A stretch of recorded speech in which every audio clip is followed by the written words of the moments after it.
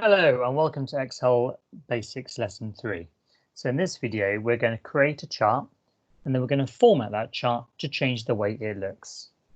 So if we have a look at the spreadsheet for today, it's similar to the one from last week. We've got entrance tickets, balloons, ice cream, fizzy drinks, hot dogs down the side here in the rows. And in the columns, we have the days of the week and how much money we've made from each item all the way down that column. At the bottom, we have the total here.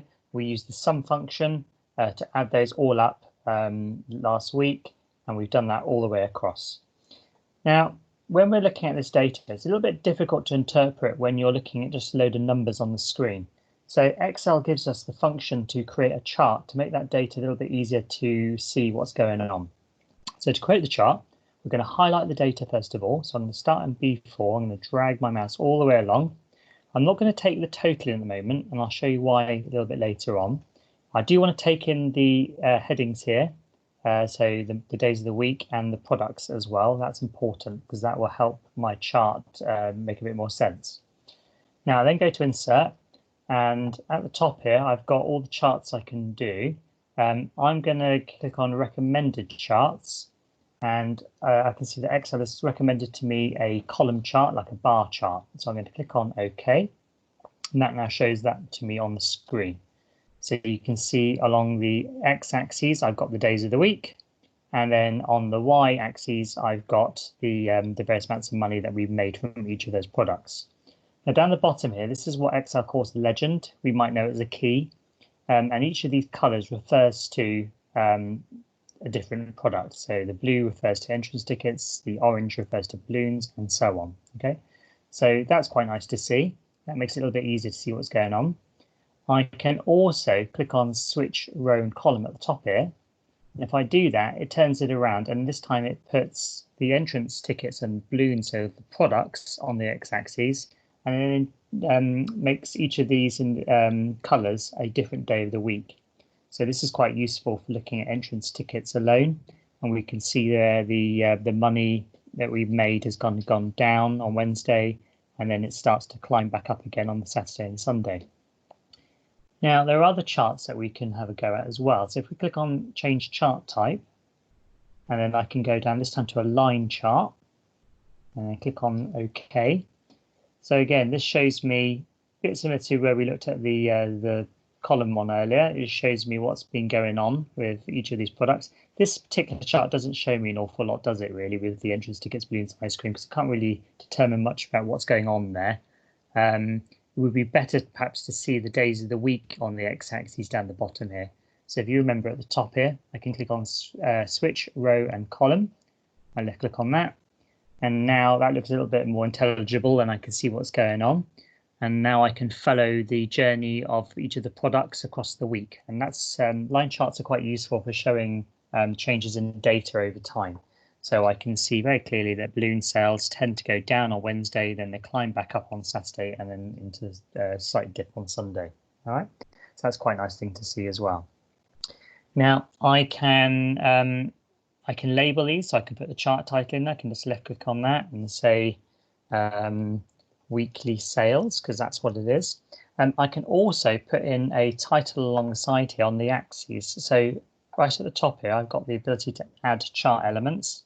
So I'm going to add a title here, and I'm going to add it on the vertical axis, and I click on that there, and I can type in the word sales.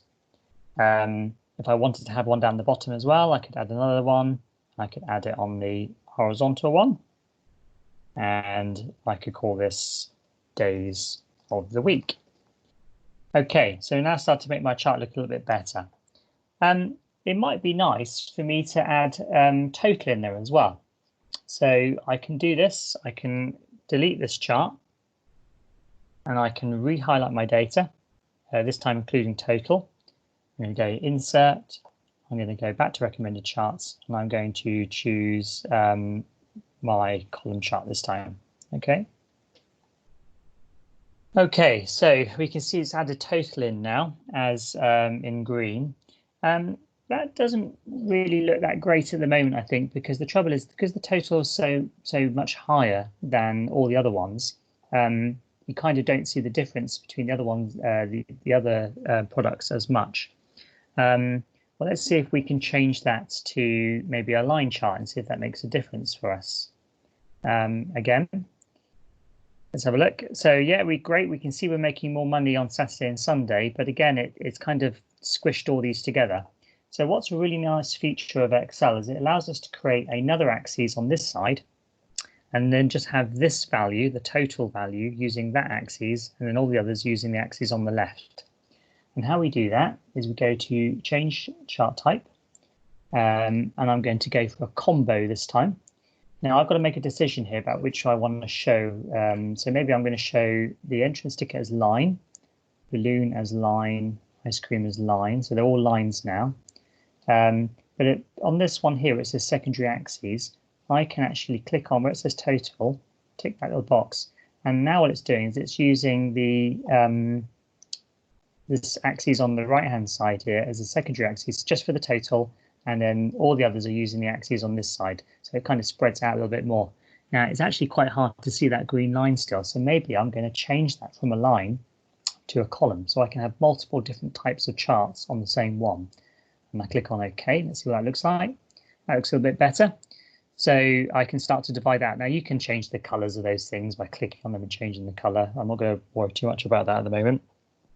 But we could then add some more axes labels on to make the chart a little bit easier to see what's going on. Okay. And there are various features in Excel to allow you to change the way those charts look automatically if you want to add some effects on them. Okay. So I'm going to leave it there for today.